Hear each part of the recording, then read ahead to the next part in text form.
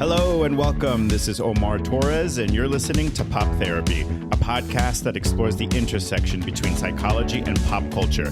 There's so much to unpack. So join me and let's get started. Well, we're back, ladies and gents, with a new episode. Today, it's going to be me. I feel like there's so much I have to catch you up on. First things first, I slightly changed the intro. Not that I expect anybody to notice, but, you know, just for full transparency, I figured you should know. I changed it up a little bit. I moved, which was why I couldn't produce as if. That's why I couldn't record any new episodes. Yeah, there was just a lot going on with the move and getting everything ready and settled. I highly do not recommend moving. 0 out of 10 would not recommend. God damn it, it's a pain in the ass. But we're settling in nicely. We're enjoying the new neighborhood. And, you know, we're letting the new space kind of like introduce itself to us and reveal itself to us. I still don't know where anything is. So I'm constantly putting something down. And then 5 minutes later, I'm like, where is it? Where did it go? Who am I? What time is it? So that's kind of where I am mentally as far as that's concerned. Before we get into it, I wanted to do a quick little, I don't know, like a relaxation exercise, a quick little, kind of like a mini body scan. So I want everyone to just take a second. If you're driving, you could probably do this too if you're driving. I'm not asking you to close your eyes or anything like that. But if you're able to, okay, so I'm going to let you be the judge of that. If you are able to, take a few seconds to bring all of your awareness to your face, specifically your facial muscles. So I just want everybody to take a moment and notice how much tension you're holding in your face. We usually do end up holding a lot of tension in our faces. So sometimes in our cheeks, or even our foreheads, or even our jaw, we tend to hold a lot of tension. So take a moment to just notice the tension that you are holding on to in your face and let it go. Just very gently take a minute to just let all that tension melt away. You can visualize it melting away. You can simply just let your face relax. And I just want you to be aware of this moment and let all that tension that you might be holding melt away. Let it all just melt away and let your face relax. Let it ease up a little bit and just notice how lax it is. Notice how, or is it slack, right? Just like notice how it's just sort of like, releasing all that tension and kind of drooping down in a relaxing way, not in a scary way. So I'm going to give you guys just a minute or so to do that because I'm about to get into the fact that Hulu, who is now my arch nemesis, is no longer moving forward with the Buffy show. Buffy the Vampire, it was called Buffy New Sunnydale. And to no one's surprise, this is something that I was looking forward to for, I don't know, like the past year. I mean, since they started talking about it, since this was greenlit as something that was going to be filmed, this was something that I was really looking forward to. And a lot of people were looking forward to it. I mean, there was so much talk on the internet about the reboot and all these like first look shots. And we saw Sarah Michelle Gellar on set as Buffy. And we went through this like whole process of getting to know who the new Slayer was going to be. And they chose someone and it was all looking really good. We had a director, Chloe Zhao, who's an Oscar winning director. And by all intents and purposes, this had all the pieces necessary to, at the very least, make like a solid pilot. At the very least, all the pieces necessary for a network to say like, yeah, we're going to order a bunch of episodes. We're going to order, I don't know, like we're going to order 8 and then see where it goes. And recently I saw on Sarah Michelle Gellar's Instagram that Hulu decided not to move forward. So apparently They shot the pilot, showed it to, I don't know, the devil or to some very, very, very silly people, silly executives that don't really know what they're doing. And they have since decided not to move forward. They're keeping the intellectual property, which I don't know. I don't really love the sound of that. My eyebrow is raised because of that or due to that. It's like, it just sounds suspicious. I don't know what that means, but I am, or rather what feels kind of nice is seeing all the solidarity, just like all the pissed off millennials on social media, just going on there being like, Hulu, you really screwed this up, and just like not freaking out, but just like really, really pissed off. I do appreciate all my friends and acquaintances reaching out to me when the news broke. Yeah, I was fucking pissed. This was something I was, again, really looking forward to. And I thought, you know what? Everything else is absolutely going to hell. At least we'll have a beloved superhero come back and maybe, I don't know, reinstill a little bit of hope in all of us, or take our minds off of just the horrible, vile things we're seeing in our politics, in our current administration. I really thought Buffy, New Sunnydale would just like help me believe in heroes again. And it's just a huge disappointment. I mean, for the show, or rather for the pilot to be shot, and, you know, and there's so many steps to this process. There's so much that goes into making a TV show. You know, you have to write the script and the execs have to approve the script, and then you're shooting the pilot, and, you know, execs often get clips of episodes. They get clips, you know, for various scenes or what have you as they're filming the episode, and they have notes. And to go through all of this and then say no in the end just leaves me really baffled, because I'm like, where were y'all before? Like, y'all, I am familiar. Y'all are involved in the process from start to finish. So even when the writers are in the writer's room and putting a script together, execs are demanding pages from that script so they can offer notes. And so it's just, I don't know, it doesn't make any sense to me. I'm over here thinking that this is a slam dunk. This is something that the people are craving. This is, you know, it's such a good intersection of nostalgia, but also something new and fresh and modern. Folks were really stoked about this, and I just thought this was an obvious yes. What other show is being made right now that's not out, but that's being made that people are like talking about and that there's all this buzz about? Usually that's for movies. Usually, you know, for movies that are being shot, you know, every time we get a first look of how they're shooting it on set or something like that, that all of that buzz and hype is usually reserved for movies. So this is just, I don't know, it just seemed really obvious that a streaming network that is interested in, I don't know, being culturally relevant would want to move forward and greenlight the show. It's really baffling to me. It all just happened. So, you know, stay tuned, watch the space. We'll see what happens. We'll see if maybe another network or streaming platform picks it up. We'll see if perhaps this unaired pilot gets leaked. You know, again, I don't know. But that's, of course, been on my mind. And basically, like, one of the most important things that has been taking up all this brain space in my head. It doesn't make any sense. I don't know. Moving on. I've been doing some traveling recently, and there's just, I really have to get this off my chest, y'all. We need to stop blocking the hallway when you are waiting for your group to be called. It is so frustrating to try and get to my own gate, and then there's this like mob of people standing up in the way of traffic, blocking the flow of traffic. I'm not even talking about folks that are standing up in their gate, just like nicely tucked away in their gate, minding their own business.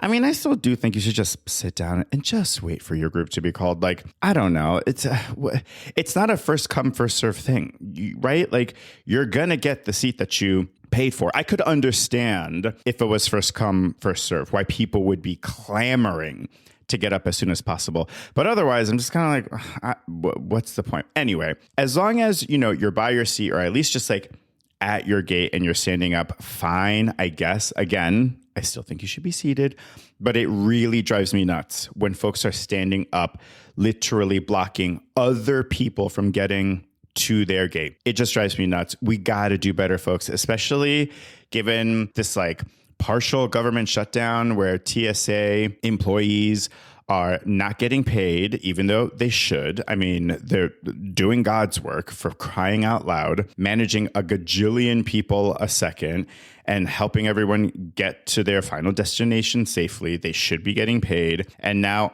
our airports are understaffed. And so like now more than ever, we've got to work together, y'all. Please, we have got to work together and just be mindful that there are other people in the airport also just trying to get to their gate. They're just trying to get to their seat, just like you.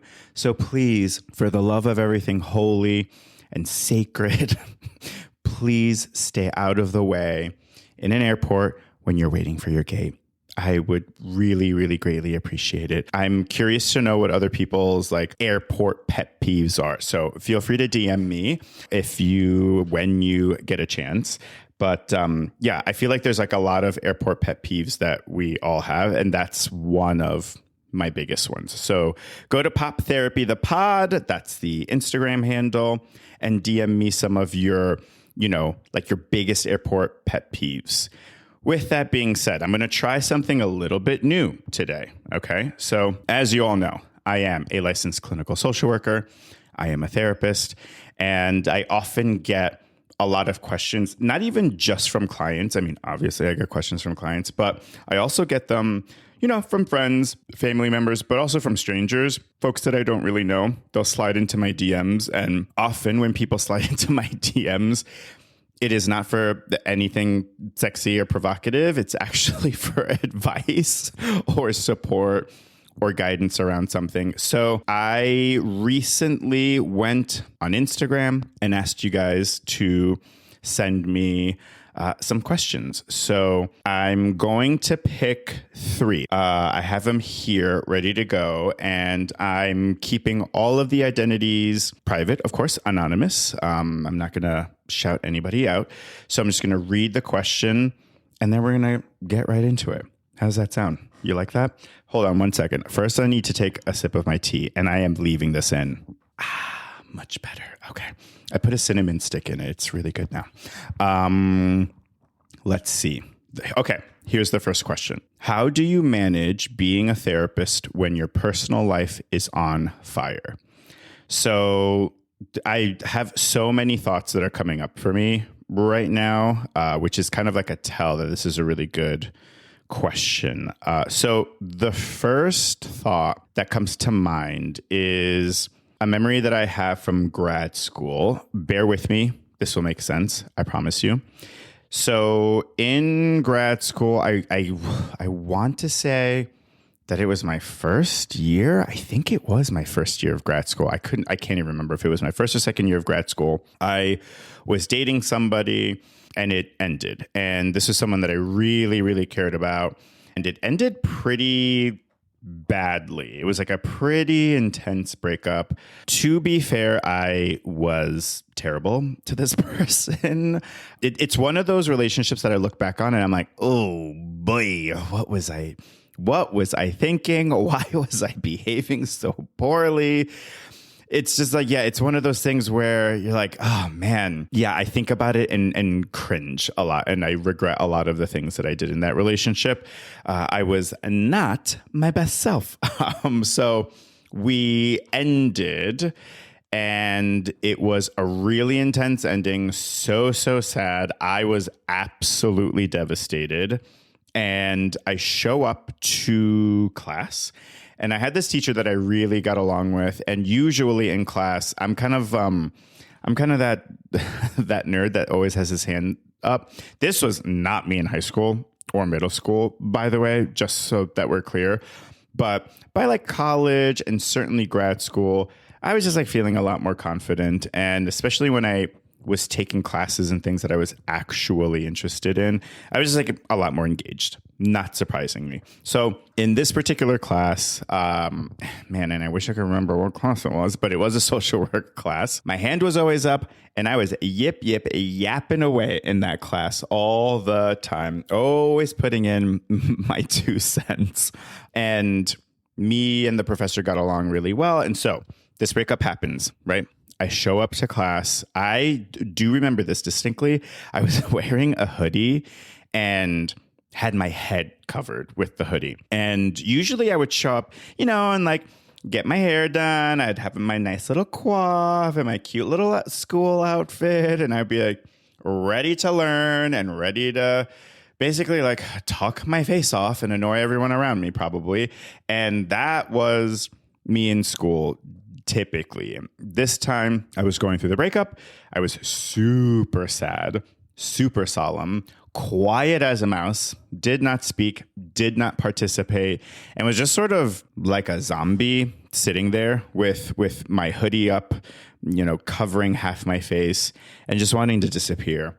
After the class ends, the professor asked to speak with me. And so I was just kind of like, oh, brother, now what? Like, I really what the hell did I do? And actually, the professor called me to speak with me. Sorry, because she was concerned. She was like, "I've never seen you like this. What the hell is going on?"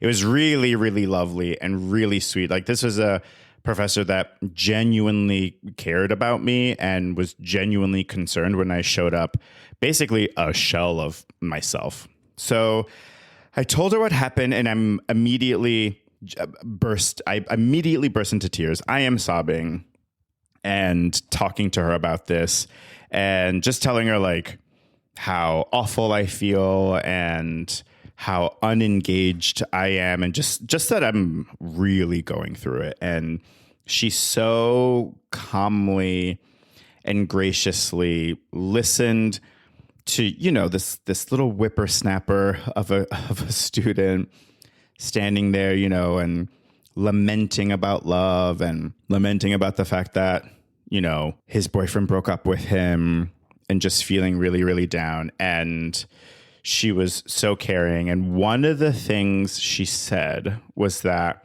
this was going to make me an excellent therapist, that this experience was going to help make me, as best of a therapist as I can be, that this was going to help me clinically. And at the time, I understood what she meant and I understood what she was saying.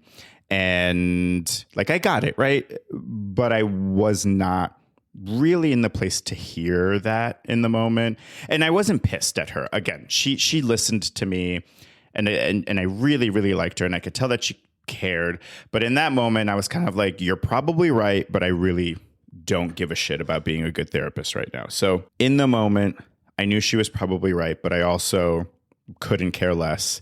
And till this day, that really sticks out to me. What sticks out to me about that is the fact that no matter what's going on, no matter how bad things get, that it all helps connect us to our own humanity.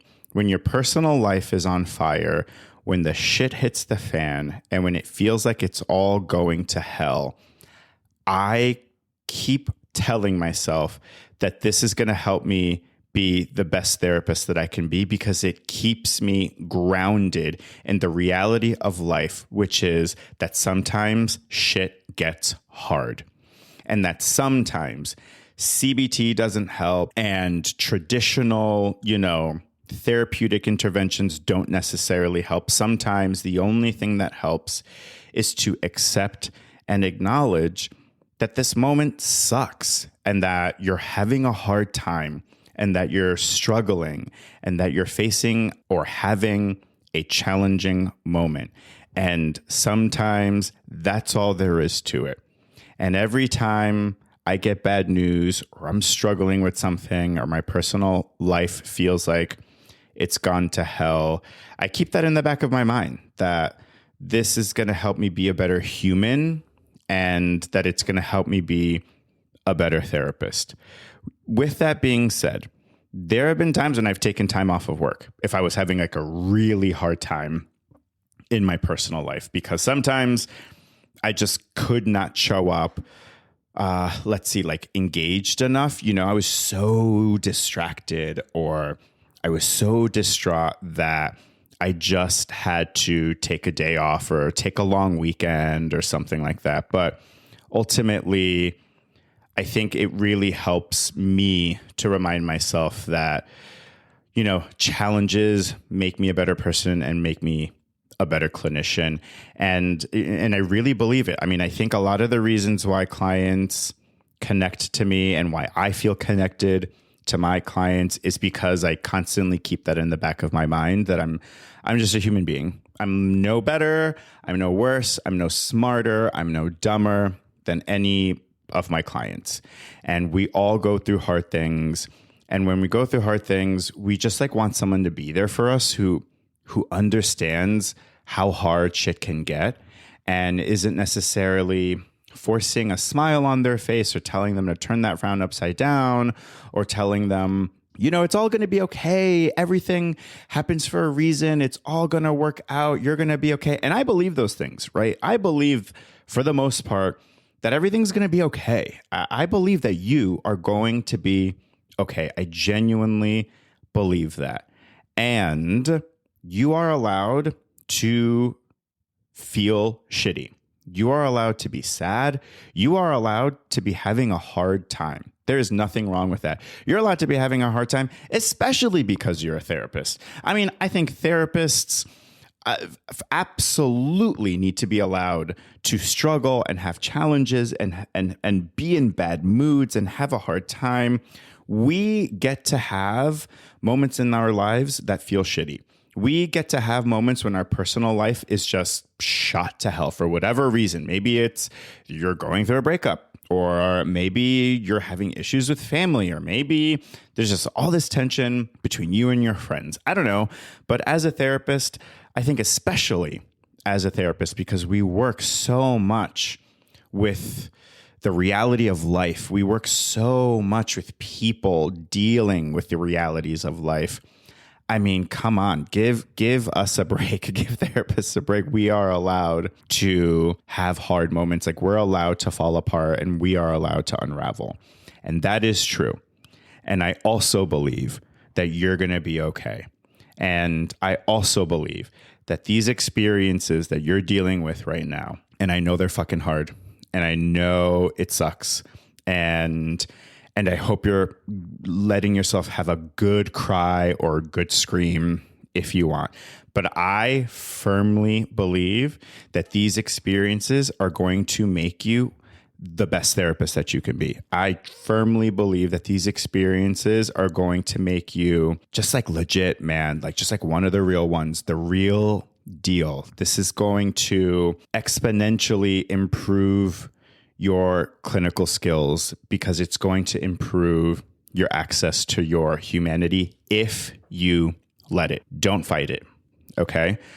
Again, I'm sorry that this is happening, and I do think that you're going to be okay, and be as angry or as sad as you need to be. Get as much support as you want. Have yourself a good cry. Eat that comfort food. Watch that movie that makes you cry or makes you laugh. Listen to the sad music if you want. Journal. Whatever it is that you need to do to take care of yourself. Do all of those things. And it is going to be okay. And you are going to come out the other end of this a way better clinician. And your clients, if they don't already, are going to be obsessed with you. Okay? I hope that's helpful. Let's see here. Moving on to the next question. How do you deal with a patient who's hyper aware of their emotions and thoughts? So I'm not entirely sure what this question is asking. I think, because a lot of my work is around helping clients become aware of their emotions and thoughts. What I think you mean is when someone is like obsessing about their emotions and thoughts, maybe you're use the word hyper aware. So to me, that means like it's maybe overwhelming. You're constantly thinking of your feelings, or you're constantly in your head reflecting and analyzing your thoughts. There's a saying that I heard another therapist say years ago. I don't know if I should call it a saying. That might not be right. But there's something that I recall another therapist saying was something like, look in the mirror less. Every once in a while, I think we need to take a break from the effort and work that it takes to reflect and look inward, which is really important work, by the way. Do not get me wrong. It is so important that you take the time to reflect and look inward. There is such a thing as too much of that. There is such a thing as being in your head or being self-reflective a little too much. It starts to err on the side of self-obsession, right? So that level of reflecting and inner work can essentially just be another form of like, just being self-obsessed, right? Or being super egotistical, maybe even, I won't say narcissistic. I'm just going to say self-obsessed. It's another form of self-obsession and of only thinking about yourself. So every once in a while, I like to remind myself to look in the mirror less. And it's just a little saying that I say to myself. It kind of makes me giggle because, again, it's just reminding me, Omar, there's this whole life out there that you have to live. There's this whole world out there that you need to explore. And there's people and places and things that need your attention, or that want your attention, or that deserve your attention.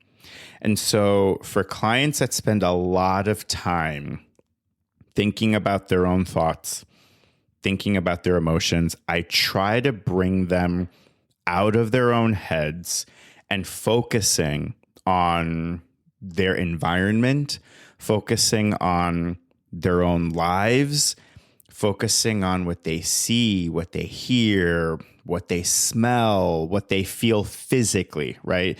Especially in the session, I'll have them sit comfortably and feel the couch under them. I'll have them comment on what they smell. I'll have them comment on what they're hearing, just to get them out of the intense self-reflecting and more grounded and present in the moment, in what's going on around them. And so for those clients, I encourage them to practice, classic mindfulness techniques, right?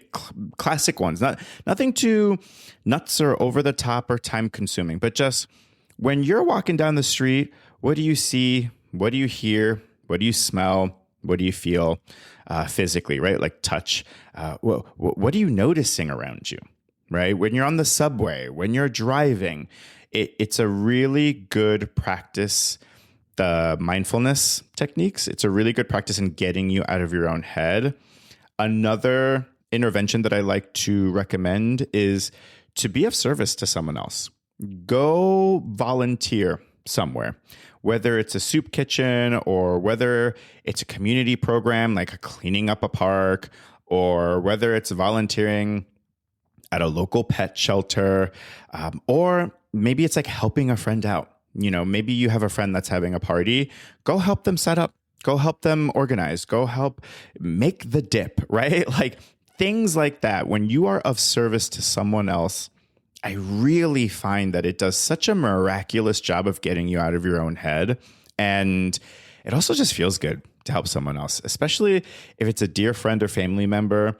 And when they say, oh my gosh, thank you so much for helping me out, or thank you so much for that advice you gave me, or for that support you gave me. I mean, it makes such a difference in your own life to get that kind of gratitude from someone that you care about. So with clients that are near constantly in their heads and near constantly sort of grappling or wrestling with their emotions, I try to get them out of that self reflecting and self-obsessiveness.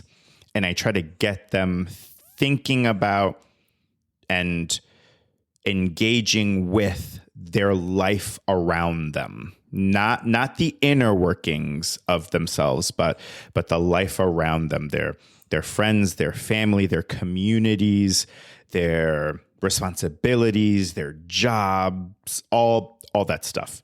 And thinking about, of course, as long as it's not stuff that's let's say triggering a bunch of tension and anxiety, right? So I'm of course not going to encourage a client to think about, let's say, a family member that did them wrong. So not that, but I get them thinking about helpful things or soothing things or lovely things or neutral things, right? So if they're in my office and I ask them, what do you hear right now? They're just observing, right? They're just telling me, I hear this, I hear the AC going, or I hear the fan, or I hear your sound machine, or I hear a car honking outside of your window. And engaging in that kind of practice whenever you find yourself kind of self-obsessing is a really great way of interrupting that cycle.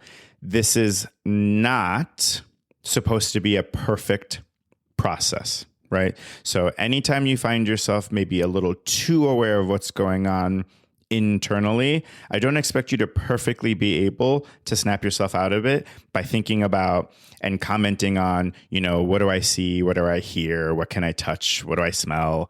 I expect it to be imperfect because guess what? We're human beings. You are imperfect. I am imperfect. So we're just going to freaking be imperfect together. And that's kind of awesome. Okay. So whenever you need a little bit of help, try those mindfulness techniques. Do not aim for perfection because it doesn't exist. And I hope you get something out of that. Okay. Next question. Let's see here. I've been dating for a few years now and I am losing hope, or I am starting to lose hope. Do you have any words of encouragement? Oh boy. First of all, I hear you. And I'm sorry that you're going through this. I actually feel conflicted about saying that I'm sorry. I'm sorry that you're losing hope. I definitely don't want you to lose hope. But the reason why I'm conflicted about saying sorry is because I don't see this as like a sad, depressing process.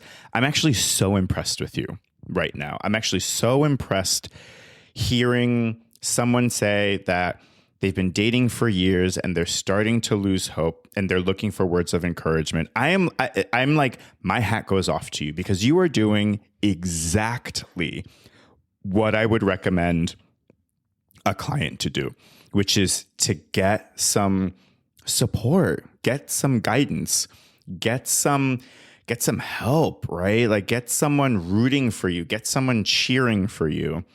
And this is exactly what you're doing. So my hat goes off to you. And that's why, on one end, I'm sorry that you're starting to lose hope. I know that freaking sucks. I've been there.